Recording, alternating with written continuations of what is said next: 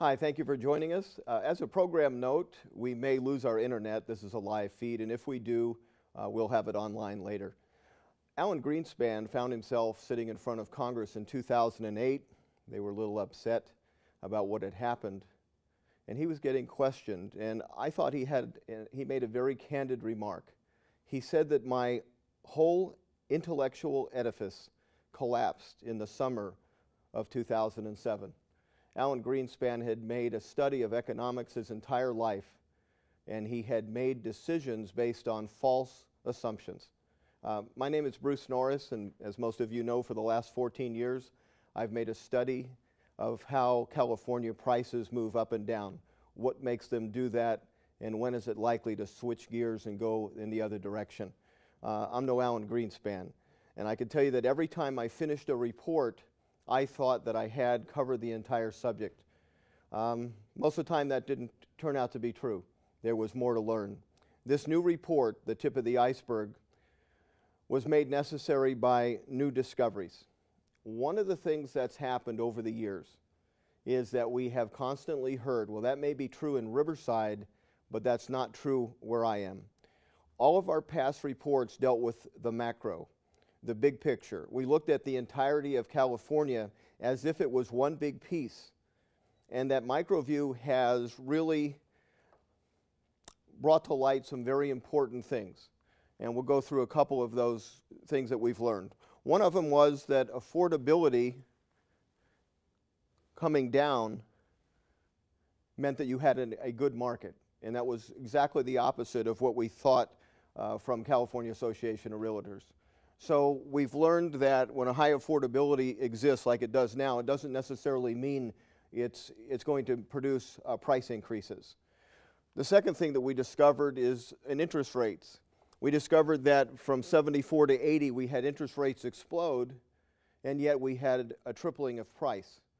Recently we've had interest rates decline, and we found out that interest rates can go down and prices can go down with them. The macro view said that migration, when it returns to California, is how we get price increases. And we also learned that unemployment improving doesn't necessarily make California prices go up. If you look at December of '92, we had an unemployment go down. We didn't have price increases until '97. It improved for 4 or 5 years before we had a price increase. What the tip of the iceberg report does for the first time is that we are going to look at the micro picture of each of the areas that all of us buy and sell in and buy and hold in. This is an example of some of the information that we're going to have in this report. This is a picture of Hemet, and it looks at the inventory of owners and their equity position. And the reason this is important is that if you know the equity position of the owners, you can tell how many of these people are probably going to default. And when you know that, you can know an area if it's stable or not. This is Hemet, and you have a great percentage of the people in Hemet, and this is in numbers of ownership. So you have over 6,000 people in Hemet that owe 120% to 200% of the value of the property. And you have more than 9,000 people owe double what their house is worth. This area would tell me that it's going to have a lot more REOs, but it also tells me that it might be already very damaged in price. This would be a buy and hold area, not necessarily a buy and sell area. This is Burbank, a very different picture. Here you have probably 3,800 people own a home free and clear. Most of the people in Burbank owe 80% or under on their property. You have virtually no one owe twice as much, and this area is much more stable. And if I was investing in Burbank, I would probably be buying at trustee sales and selling with confidence, because I know that there's very doubtful that I'm going to have a lot of competition from REOs. This is an Anaheim price per square foot. So this report is also going to allow us to take price per square foot and look at each price band and see if there's a difference. So we have 0 to 300,000, 300 to 500,000, 500 to 750, 750 to a million, and a million and over. And one of the things I think is interesting, if you just look at the last 2 quarters, you can see that in the inexpensive price ranges, 0 to 300 and 300 to 500, you actually have price increases per square foot, but the expensive properties are starting to get hammered. So if I'm in the business of buying and selling, I'm going to be very careful about this decline in those price ranges, and I'd concentrate on the lower price ranges so I didn't get hit with a price decline. This is a picture of Hemet and volume of sales. And if you look down below again, it has the price band, and you can see how different the prices changed as time went from the 06 to 07 to 08. Almost everything that sells in Hemet is $300,000 or under. We often get calls from people that have found a great deal, but it's not in the right price range for the area. If you bought a great deal in a house in Hemet that was 600 grand, you'd find that you just didn't have a buyer. So this is information that's very important to the investor. This set of charts is for looking at how many third-party bidders at trustee sales won bids and what price ranges they bought in. Once again, in Hemet, you have all of the bids, and this is the dark area here. First of all, look at, there virtually were no third-party bids until we got into right around the beginning of 2009. And they've increased, but they're all under 300,000. If you're a lender and you have a trustee sale in Hemet at 500 or 600 grand, no one's going to bid on it. You're going to take a big hit.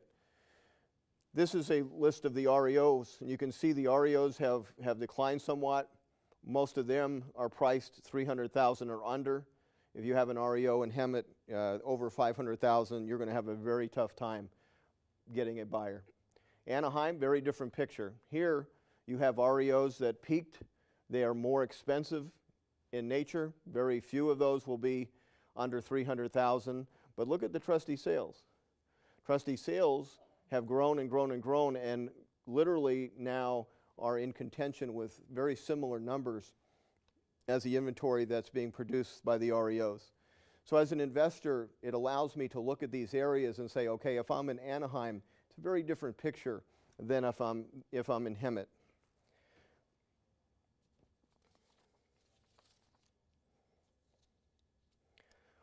One of the biggest topics that we have to figure out as investors is future migration of California. We know that when migration comes back into California, that California does better. But wouldn't it be better to know exactly where they're going?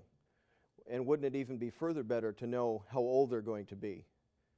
There's a county in California that literally, first of all, it's one of the richest counties in California, and over the next 20 years, it will not gain any people between the age of 20 to 54, the prime buyers of real estate. All of the growth is going to come into the categories of 55 to 85. And those people were called net sellers of property. In that county, you're going to have so many properties sold by that age group that they actually will eclipse the number of new homes built. So if I was a builder, I would sure want to know that information. And if I was an investor, I'd be very careful about being aggressive in that county. Right next door to that county will be another county that has a very opposite situation. They, in fact, will get the bulk of the migration in exactly the right age range, and they will have buyers galore, and it'll be a very different result for that category. So this report will show you not only what counties to buy in, it'll show you what price ranges to stay in within those counties. It'll tell you which price ranges and what areas to buy and sell in, buy and hold in, and you'll be able to make those decisions with precision for the first time because of the new information that we've had. And I might say thank you right now to Sean O'Toole from Foreclosure Radar. He has made it possible for us to have access to information that would have cost us about $100,000, and he allowed us to access his databases for free. So we have new information that we've never had the opportunity to look at, and it's really enabled us to draw better conclusions for ourselves and for our investors. To be honest with you, since we've had a lot of this refined data, we've changed our own business model, and we've probably made in the ballpark of $300,000 to $500,000 that we would not have made in the last 6 months by just simply understanding the shift that we needed to make.